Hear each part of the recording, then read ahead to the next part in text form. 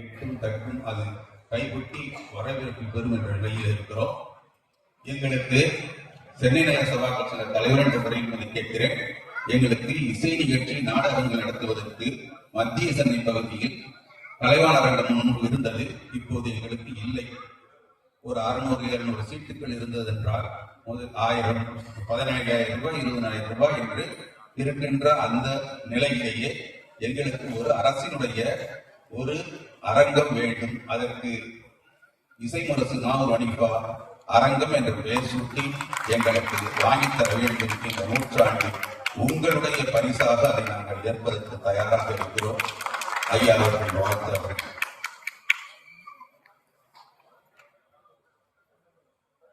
முன்னதாக கவிப்பேரரசு அவர்களுக்கு எங்கள் RST மீடியாவின் தர்மீஸ் மொய்தீன் இந்த சார்பில்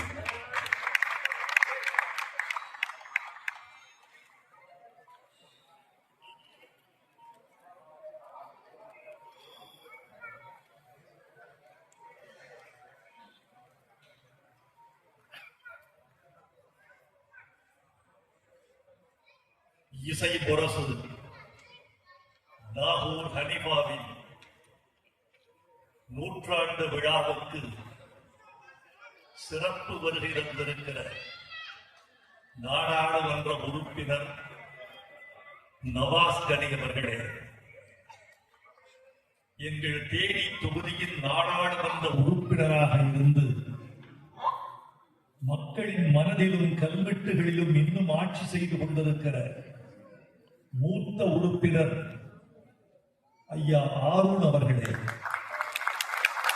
காயம் சகோதரர்கள் இளவரசு அவர்களே, தர்வீஸ் அவர்களே, நாசர் அவர்களே, பஷீர் அகமது அவர்களே, இந்த இசைக்குழுவைச் சேர்ந்த லக்ஷ்மண் சுருதி இசைக்குழு நண்பர்களே, இறையன்பன் புத்தூஸ் அவர்களே, இங்கு பெருந்திரளாக இல்லை என்றாலும் அருந்திரனாக வந்து கூடியிருக்கிற அன்பர்களே, நண்பர்களே, பாசத்திற்குரிய பத்திரிகையாளர்களே, ஊடக உறவுகளே, தாய்மார்களே, உங்கள் அனைவருக்கும் எனது அன்பான வணக்கத்தை தெரிவித்துக் கொள்கிறேன். இந்த இசைக்குழு நண்பர்களை பாராட்டுகிறேன். நாகூர் ஹனீஃபாவுக்கு நூற்றாண்டு விழா நிகழ்த்த வேண்டும் என்ற கடப்பாட்டோடும் உறுதியோடும் சிறப்போடும் காமராசர் அரங்கத்தை பதிவு செய்து இந்த விழாவுக்கு ஏற்பாடு செய்திருக்கும் என் அருமை சகோதரர்களை நான் பெரிதும் போற்றுகிறேன். அதே நேரத்தில் இந்த அரங்கத்தில் கூடியிருக்கிற ஒவ்வொரு உறுப்பினரையும் நான் உள்ளங்கை தொட்டு நன்றி சொல்கிறேன். காரணம், இன்னும் தமிழ்நாட்டில் நன்றி உள்ள கூட்டம் இருக்கிறது என்றால் அது உங்களால் தான் அந்த நன்றி உள்ள கூட்டம் இந்த தமிழ்நாட்டில் இருக்கிறது என்று எனக்கு தெரிகிறது. நாகூர் ஹனீஃபா காற்றை கட்டி ஆண்டார். இஸ்லாம் ஒரு கண்ணாகவும் இயக்கம் ஒரு கண்ணாகவும் வாழ்நாள் முழுக்க தொண்டாற்றி மறைந்தும் மறையாமல் இருக்கிறார். நாகூர் ஹனீஃபாவின் சிறப்புகளை எத்தனையோ சொல்லலாம். சில சிறப்புகளை நான் சொல்லியாக வேண்டும் என்று கருதுகிறேன். இது ஒரு நல்ல வாய்ப்பு. ஒரு மனிதனை புகழ்வதற்கு எல்லா மேடைகளையும் பயன்படுத்த முடியாது. ஒரு மனிதனின் பெருமை பேசுவதற்கு எல்லா மனிதர்கள் முன்னிலையிலும் முடியாது. அதற்கென்று ஒரு தடம் வேண்டும். அதை உள்வாங்கிக் கொள்கிற உள்ளங்கள் வேண்டும். அதற்கான தளம் இந்த நூற்றாண்டு விழா மேடை. அதற்கான களம் கூடியிருக்கிற நீங்கள். இந்த தடத்திலும் இந்த களத்திலும் நின்று நான் நாகூர் ஹனீஃபா என்ற ஒரு பருவகனின் பெருமைகளை சில நிமிடங்கள் சொல்லிச் செல்ல வேண்டும் என்று ஆசைப்படுகிறேன். தமிழ்நாட்டில் புகழ்பெற்ற பாடகர்கள் எல்லாம் யார் யார் என்று நீங்கள் கணக்கு போட்டு பார்த்தால் தெரியும். தியாகராஜ பாகவதர் புகழ்மிக்க பாடகர். பியூ சின்னப்பா புகழ்மிக்க பாடகர்.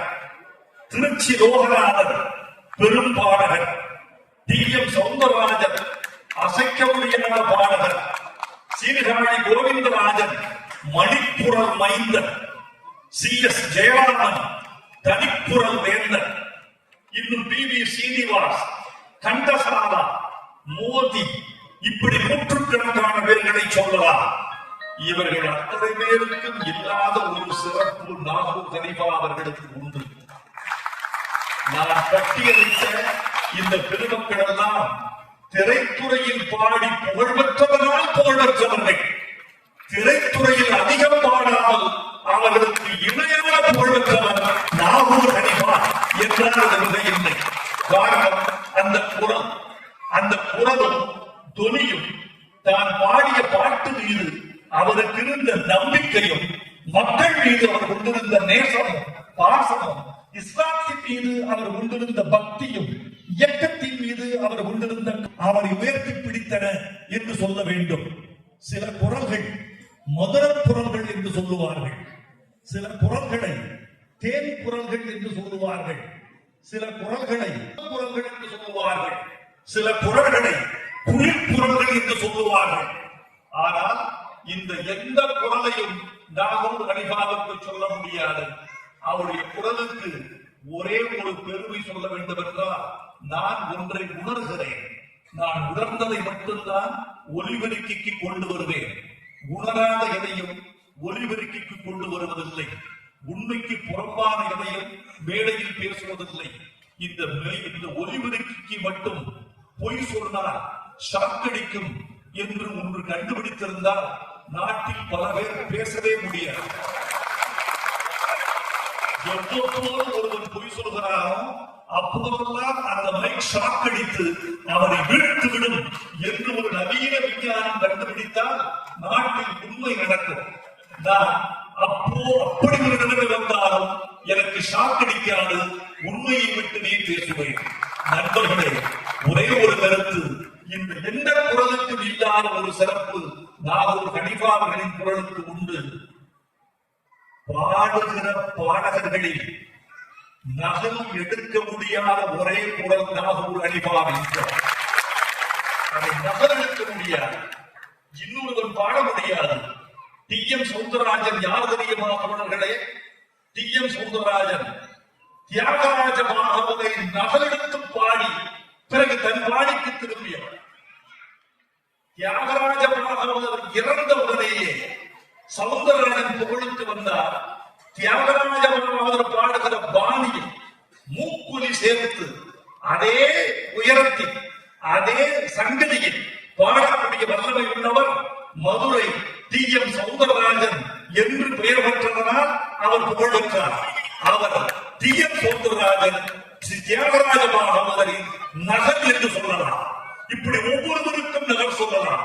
TM சௌந்தரராஜனுக்கு ஒரு நகல் வந்தால் கோவை சௌந்தரராஜன் என்று, PV சீனிவாசுக்கு நகல் உண்டு. CS ஜெயராமன் குரலில் நானே பாடுவேன். என்னுடைய பொழுதுபோக்கு என்ன தெரியுமா? நான் குளியல் அறையில் குளித்துக் கொண்டிருக்கிற போது பாட்டு பாடுவேன்.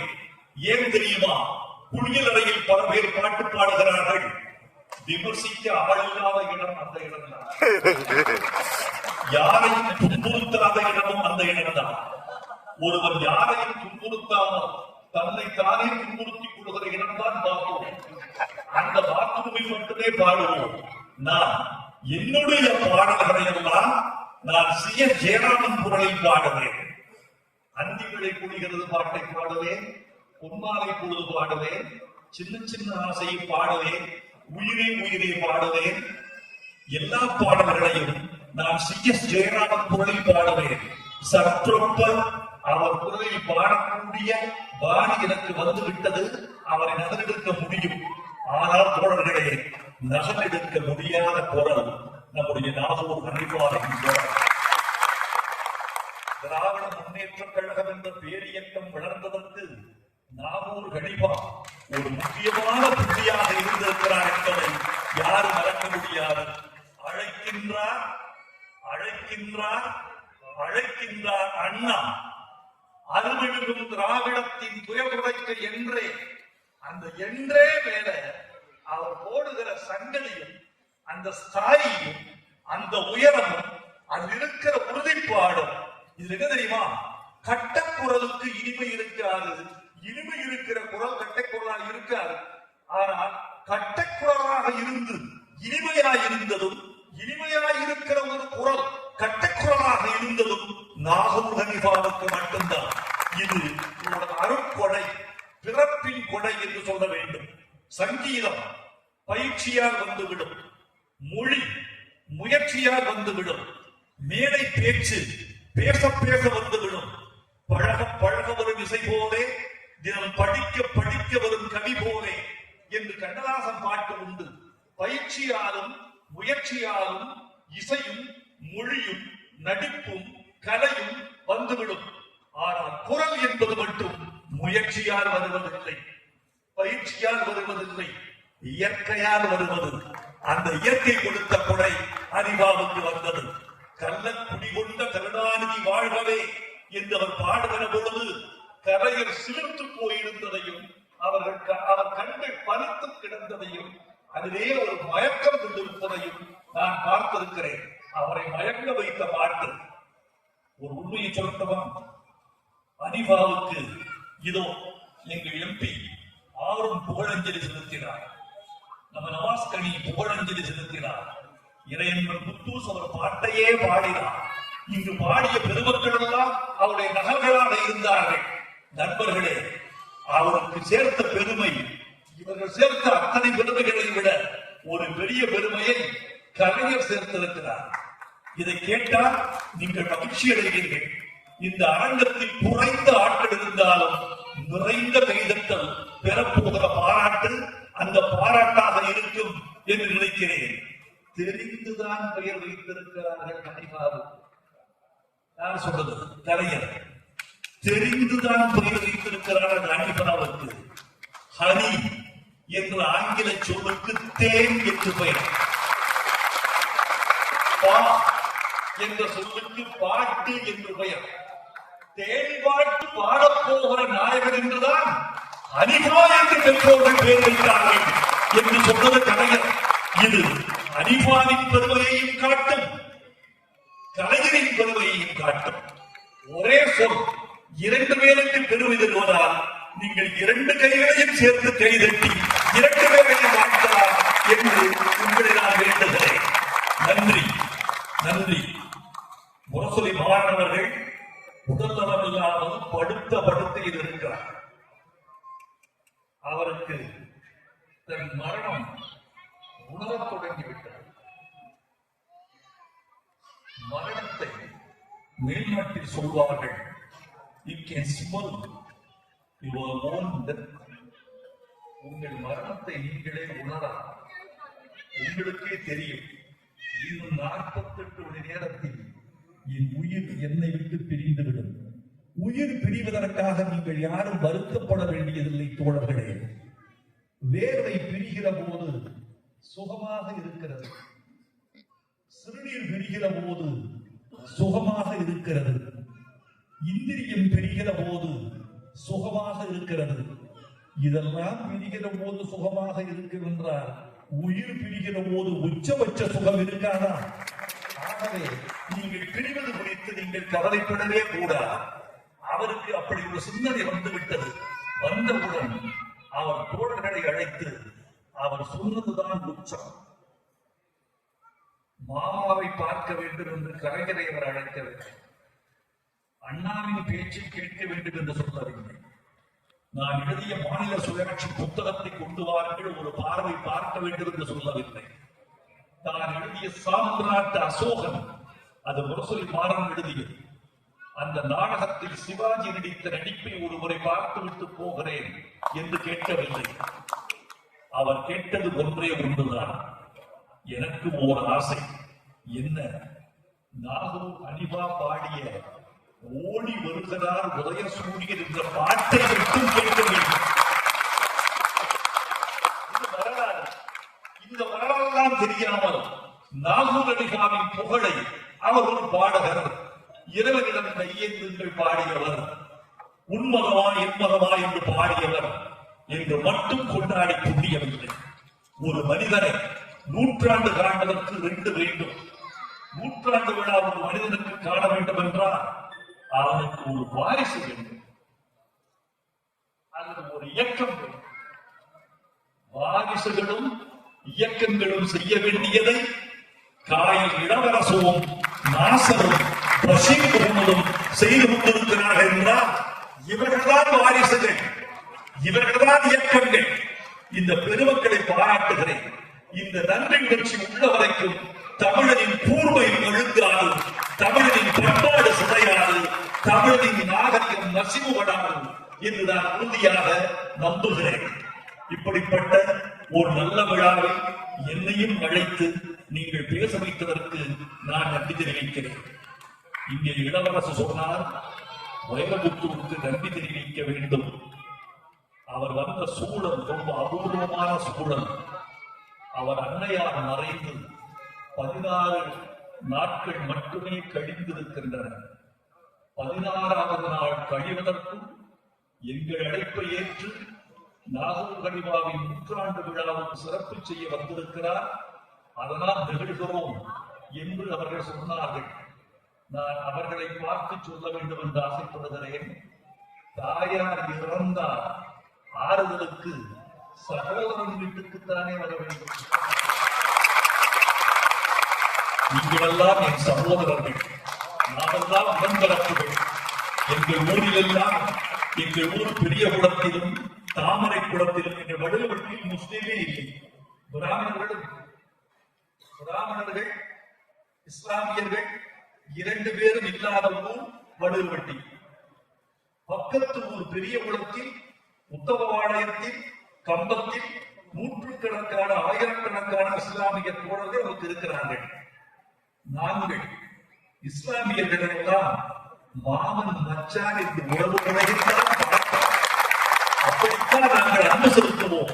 நமக்கொன்று என்றால் அவர்கள் வந்து நிற்பார்கள், அவர்களுக்கு ஒன்று என்றால் வேல்கம்போடு வரிசையில் நாங்கள் இருப்போம், விடமாட்டோம். அவர்கள் எங்கள் விடுதல், எங்கள் அன்பாளர்கள்.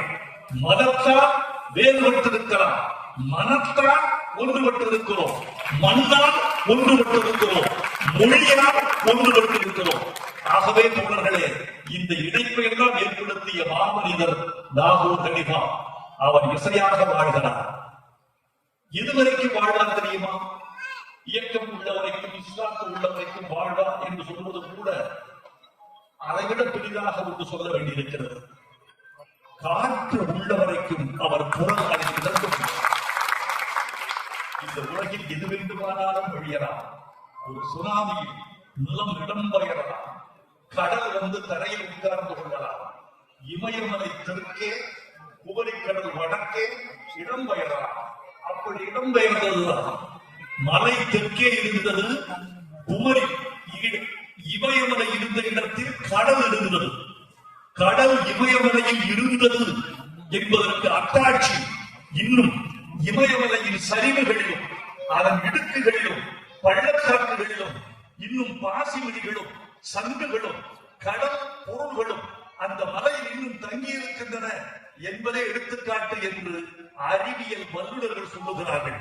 இப்படி இடம்பெயரலாம். அப்படி இடம்பெயர்ந்தால் கூட காற்றை இடம்பெயர செய்ய முடியாது. காற்று தவழ்ந்து கொண்டே, மிதந்து கொண்டே, கோடிக்கணக்கான நாசிகளுக்கு உயிர்ந்து கொண்டே, உதவிக்கொண்டே இருக்கும். அந்த காற்றின் மீது ஏறி அனிஃபாவின் குரல் இந்த மண்ணில் உதவிக்கொண்டே இருக்கும். வாழ்க அனிஃபாவின் புகழ், வாழ்க விழா எடுத்தவர்கள், வாழ்க வந்திருந்து வாழ்த்தியவர்கள். நன்றி.